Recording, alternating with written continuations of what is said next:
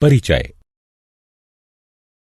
जब हम कमरे में चारों ओर नजर घुमाते हैं तो हम अधिकांश वस्तुओं को परावर्तित प्रकाश के अभिसारित यानी समानांतर प्रकाश किरणों को निकट लाना अथवा अपसरित यानी समानांतर प्रकाश किरणों को बिखेर देना इस क्रम में देखते हैं।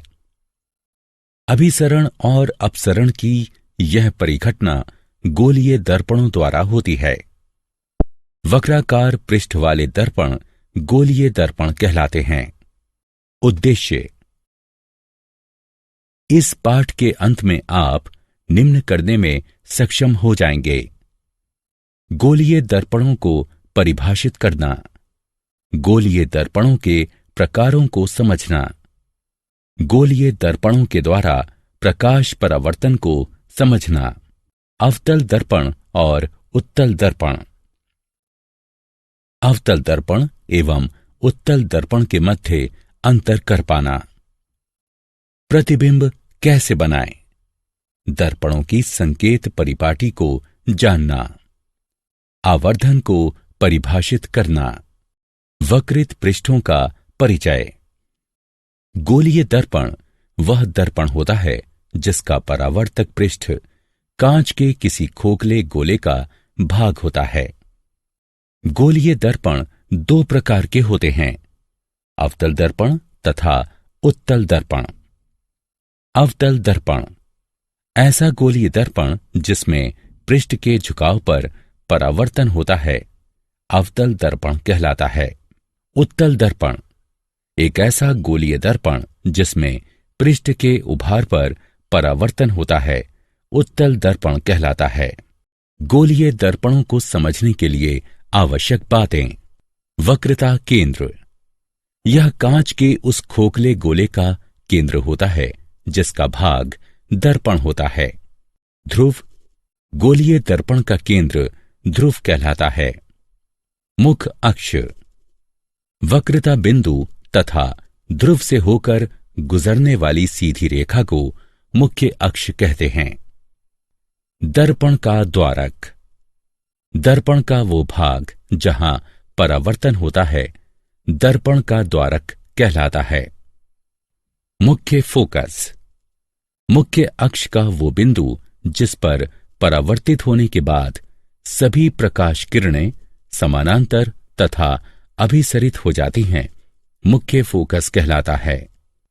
फोकस दूरी, यह ध्रुव और मुख्य फोकस के मध्य की दूरी होती है। अवतल दर्पणों के द्वारा प्रतिबिंब प्राप्त करने के नियम। वक्रता, त्रिज्या और फोकल दूरी के मध्य का संबंध F बराबर R/2 होता है। नियम 1, वह प्रकाश किरण जो मुख्य अक्ष के समानांतर है, इसके फोकस से होकर गुजरती है और दर्पण से परावर्तित होकर। नियम 2, वक्रता केंद्र से होकर गुजरने वाली प्रकाश किरण वैसे ही पथ पर वापस परावर्तित होती है। नियम 3, फोकस से होकर गुजरने वाली प्रकाश किरण परावर्तन के बाद अक्ष के समानांतर हो जाती है। नियम 4, ध्रुव पर आपतित हुई प्रकाश किरण मुख्य अक्ष के साथ वैसा ही कोण बनाते हुए वापस परावर्तित हो जाती है। अवतल दर्पण द्वारा विभिन्न प्रकार के प्रतिबिंबों का निर्माण। जब बिंब ध्रुव P तथा फोकस यानी F के मध्य रखा गया हो, तब प्रतिबिंब बनता है दर्पण के पीछे, आभासी और सीधा, बिंब की अपेक्षा बड़ा यानी आवर्धित। जब बिंब फोकस यानी F पर रखा गया हो, तब प्रतिबिंब बनता है अनंतता पर, वास्तविक और उल्टा, अत्यधिक विवर्धित। अवतल दर्पण द्वारा विभिन्न प्रकार के प्रतिबिंबों का निर्माण। जब बिंब फोकस और वक्रता केंद्र के मध्य रखा गया हो, तब प्रतिबिंब बनता है वक्रता केंद्र से परे, वास्तविक और उल्टा। बिंब की अपेक्षा बड़ा। जब बिंब वक्रता केंद्र यानी सी पर रखा गया हो तब प्रतिबिंब बनता है वक्रता केंद्र यानी सी पर, वास्तविक और उल्टा उसी आकार का। जब बिंब अनंतता पर हो तब प्रतिबिंब बनता है फोकस पर, वास्तविक और उल्टा बिंब की अपेक्षा छोटा। अवतल दर्पण के उपयोग। अवतल दर्पण का उपयोग किया जाता है टॉर्चों, वाहनों, हेडलाइटों और सर्च लाइटों में परावर्तक के तौर पर। चेहरे का बड़ा प्रतिबिंब देखने के लिए शेविंग दर्पण में। दंत चिकित्सकों द्वारा रोगी के दांतों का बड़ा प्रतिबिंब देखने के लिए उत्तल दर्पणों द्वारा बनाए गए प्रतिबिंब प्राप्त करने के नियम। नियम 1। किसी उत्तल दर्पण के मुख्य अक्ष की समांतर किरण दर्पण की ओर से आती हुई प्रतीत होती है। नियम 2। उत्तल दर्पण के वक्रता केंद्र की ओर जा रही किरण उसी पथ के द्वारा परावर्तित होती है। नियम 3। उत्तल दर्पण के फोकस की ओर जा रही किरण परावर्तन के बाद मुख्य अक्ष के समांतर हो जाती है। नियम 4। ध्रुव पर आपतित किरण मुख्य अक्ष के साथ उसी माप का कोण बनाते हुए वापस परावर्तित होती है। किसी प्रतिबिंब में निम्नलिखित विशेषताएं सदैव पाई जाती हैं। प्रतिबिंब दर्पण के पीछे बनता है। यह आभासी और सीधा होता है। यह बिंब की अपेक्षा छोटा होता है। अवतल दर्पण द्वारा विभिन्न प्रकार के प्रतिबिंबों का निर्माण।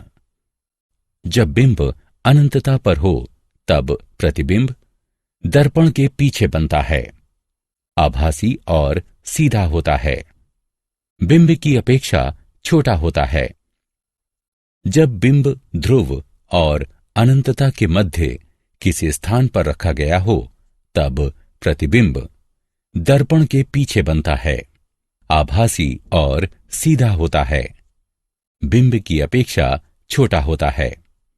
उत्तल दर्पण के उपयोग। उत्तल दर्पणों का प्रयोग वाहनों में पश्च दृश्य दर्पण के तौर पर पश्चभाग के यातायात को देखने के लिए किया जाता है। यह सदैव सीधा प्रतिबिंब निर्मित करता है। प्रतिबिंब का आकार छोटा होता है और इसीलिए हम पीछे चल रहे यातायात के विस्तृत क्षेत्र का दृश्य देख पाते हैं। दर्पण सूत्र और गणनाएं। प्रतिबिंब दूरी यानी v, बिंब दूरी यानी u और फोकल दूरी यानी f के मध्य का संबंध दर्पण सूत्र कहलाता है। 1/v जमा 1/u बराबर 1/f, जहां u दर्पण से बिंब की दूरी है, v दर्पण से प्रतिबिंब की दूरी है और f दर्पण की फोकल दूरी है। गोलीय दर्पणों के लिए संकेत परिपाटी। सभी दूरियां ध्रुव से मापी जाती हैं। आपतित प्रकाश की ही दिशा में मापी गई दूरियां धनात्मक मानी जाती हैं। आपतित प्रकाश की दिशा के विपरीत मापी गई दूरियां ऋणात्मक मानी जाती हैं। ऊर्ध्वगामी और लंबवत मापी गई दूरियां धनात्मक मानी जाती हैं। नीचे की ओर तथा लंबवत मापी गई दूरियां ऋणात्मक मानी जाती हैं। प्रकाश का अपवर्तन। जब प्रकाश किरणें एक माध्यम से दूसरे माध्यम में गमन करती हैं तो प्रकाश का वेग परिवर्तित होता है। इस प्रक्रिया में जब प्रकाश किरणें एक माध्यम से दूसरे माध्यम में एक कोण पर गुजरती हैं तो वे तिरछी हो जाती हैं। इस परिघटना को प्रकाश का अपवर्तन कहा जाता है। प्रकाश का अपवर्तन दो प्रकार से हो सकता है। विरल से सघन माध्यम। जब प्रकाश किरणें विरल से सघन माध्यम की ओर गमन करती हैं तो प्रकाश का वेग सघन माध्यम में घट जाता है। इसलिए प्रकाश किरणें अभिलंब की ओर तिरछी हो जाती हैं। सघन से विरल माध्यम। जब प्रकाश किरणें सघन से विरल माध्यम की ओर गमन करती हैं तो प्रकाश का वेग विरल माध्यम में बढ़ जाता है, इसलिए प्रकाश किरणें अभिलंब से दूर तिरछी हो जाती हैं।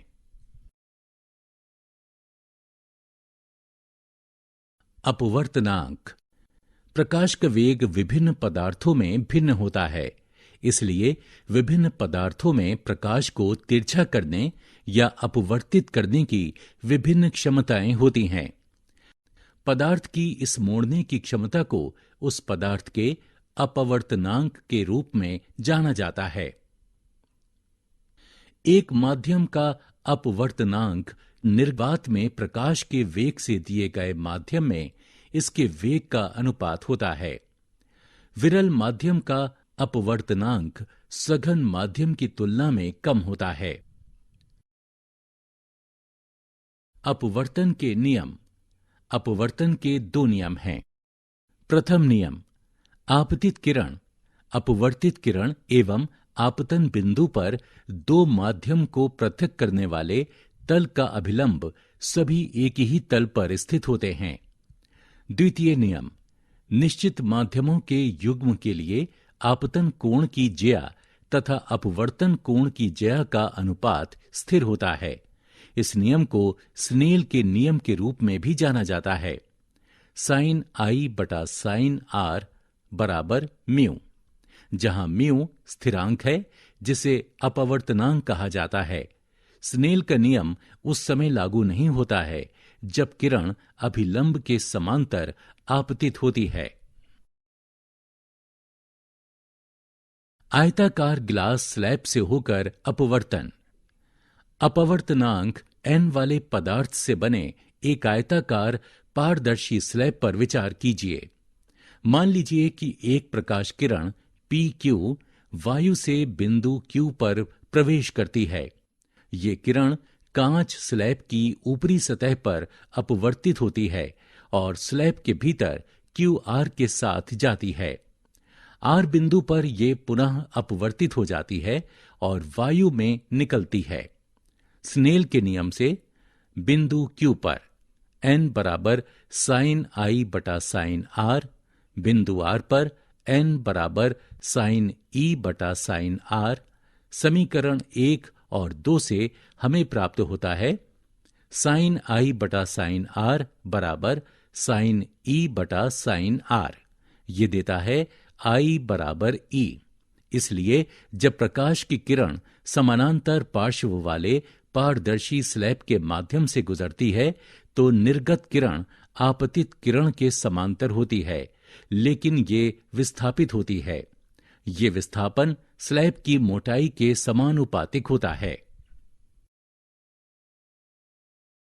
गोलीय लेंसों से अपवर्तन। लेंस वक्रित दर्पणों के समान प्रतिबिंब निर्मित करते हैं, लेकिन वे ऐसे प्रकाश को अपवर्तित करके करते हैं। लेंसों का रूप या तो उत्तल या अवतल होता है। उत्तल लेंस मध्य में सर्वाधिक मोटे होते हैं। अवतल लेंस किनारों के आसपास सर्वाधिक मोटे होते हैं। अधिकतर लेंस कांच के बने होते हैं और उनकी सतह गोलीय होती है। उत्तल लेंस के माध्यम से गुजरने वाली प्रकाश किरणें मुख्य अक्ष की ओर तिरछी हो जाती हैं, जबकि अवतल लेंस से गुजरने वाली प्रकाश किरणें मुख्य अक्ष से दूर तिरछी हो जाती हैं। उत्तल लेंस के माध्यम से गुजरने वाली किरणें बिंदु F पर अभिसरित होती हैं। अवतल लेंस से गुजरने वाली किरणें अपसरित होती हैं, जैसे कि वे बिंदु F से बाहर की ओर गमन कर रही हों। F लेंस का मुख्य फोकस है और F से P की दूरी फोकस दूरी कही जाती है।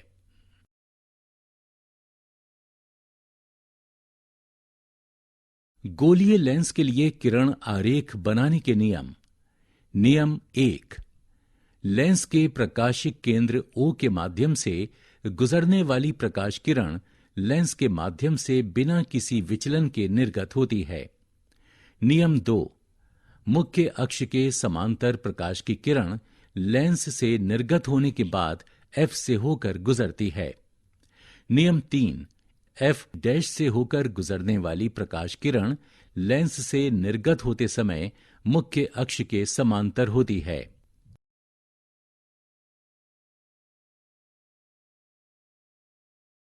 उत्तल लेंस द्वारा प्रतिबिंबों का निर्माण। जब वस्तु को अनंत पर रखा जाता है और किरणें मुख्य अक्ष के समांतर होती हैं, तब प्रतिबिंब दूसरी ओर मुख्य फोकस पर बनता है। प्रतिबिंब की प्रकृति वास्तविक, उल्टी एवं छोटी होती है। जब वस्तु को अनंत पर रखा जाता है और किरणें मुख्य अक्ष के समांतर नहीं होती हैं, तब वस्तु के सापेक्ष लेंस के विपरीत पक्ष पर फोकस तल पर प्रतिबिंब बनता है। प्रतिबिंब की प्रकृति वास्तविक, उल्टी और अत्यधिक छोटी होती है। जब वस्तु को 2F से दूर रखा जाता है, तब प्रतिबिंब विपरीत पक्ष पर F एवं 2F के बीच बनता है। प्रतिबिंब की प्रकृति वास्तविक, उल्टी और छोटी होती है। जब वस्तु को 2F पर रखा जाता है, तब प्रतिबिंब विपरीत पक्ष पर 2F ही बनता है। प्रतिबिंब की प्रकृति वास्तविक, उल्टी और समान माप की होती है।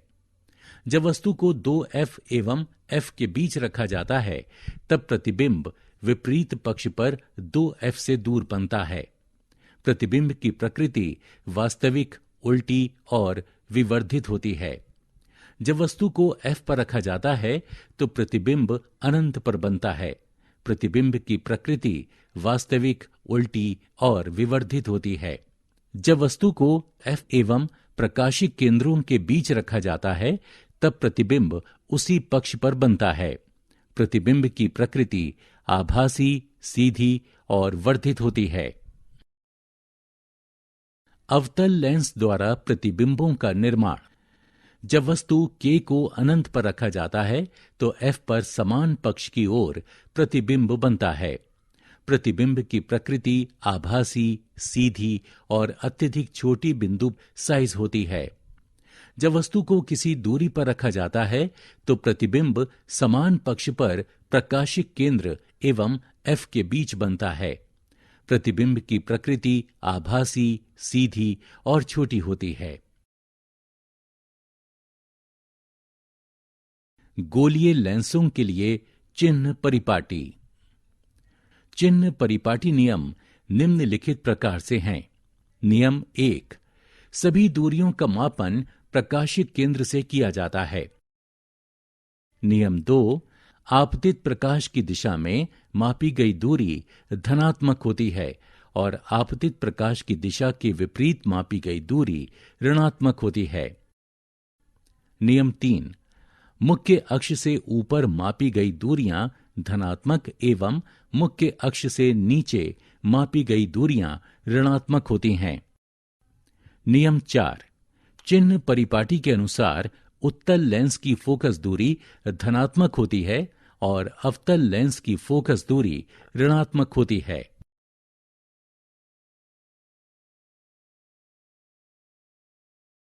लेंसों द्वारा उत्पन्न आवर्धन। प्रतिबिंब की ऊंचाई और बिंब की ऊंचाई का अनुपात रेखीय आवर्धन कहलाता है। आवर्धन बराबर प्रतिबिंब की ऊंचाई h2 बटे बिंब की ऊंचाई h1, m बराबर h2 बटे h1। समीकरण 1, यदि आवर्धन में धनात्मक चिन्ह है तो प्राप्त प्रतिबिंब आभासी और सीधा होगा।